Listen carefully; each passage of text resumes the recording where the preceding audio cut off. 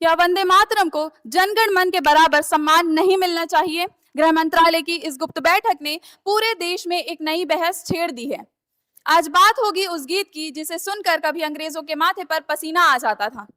लेकिन क्या आप जानते हैं कि अब उसी वंदे मातरम के अनादर पर आपको जेल की हवा खानी पड़ सकती है? जी हाँ, गृह मंत्रालय की फाइलों में एक ऐसी तैयारी चल रही है जिसके बारे में आपको जान लेना चाहिए। मसला ये है कि अब तक हम जनगण मन यानी राष्ट्रगान के लिए तो खड़े होते थे, क्योंकि कानूनन उसका अपमान करना अपराध है। लेकिन वंदे मातरम यानी हमारे राष्ट्रगीत के लिए ऐसे कड़े प्रोटोकॉल अब तक नहीं थे।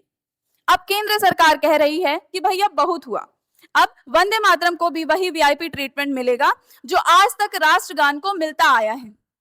अब थोड़ा फ्लैशबैक में चलिए। साल 2026 में इस गीत की रचना के 150 वर्ष पूरे हो रहे हैं। बंकिम बाबू ने जब इसे लिखा था तब ये क्रांति का मंत्र बना हुआ था। अब सरकार चाहती है कि इसकी 150वीं वर्षगांठ पर इसे वो वैधानिक सुरक्षा मिले जिसका ये अब हकदार है।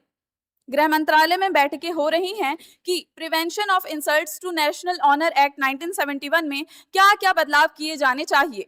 मतलब ये है कि अगर कानून बन गया तो वंदे मातरम बजने पर अगर आप जानबूझकर बाधा डालते हैं या उसका अपमान करते हैं तो पुलिस आपके दरवाजे पर कभी भी और कैसे भी दस्तक दे सकती है। गणतंत्र दिवस 2026 की झांकी भी इसी थीम पर होगी। सीधा संदेश है, राष्ट्रगान और राष्ट्रगीत के सम्मान में अब रत्ती भर भी फर्क नहीं बचेगा।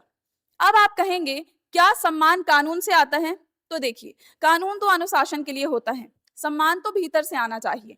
पर आप क्या सोचते हैं, क्या वंदे मातरम को राष्ट्रगान के बराबर कानूनी दर्जा देने का वक्त आ चुका है? अपनी राय हमें कमेंट बॉक्स में बताइएगा। साथ ही साथ ऐसे इन्फॉर्मेटिव वीडियोस के लिए वीएस क्लासेस को लाइक, शेयर एंड सब्सक्राइब जरूर करिएगा। धन्यवाद।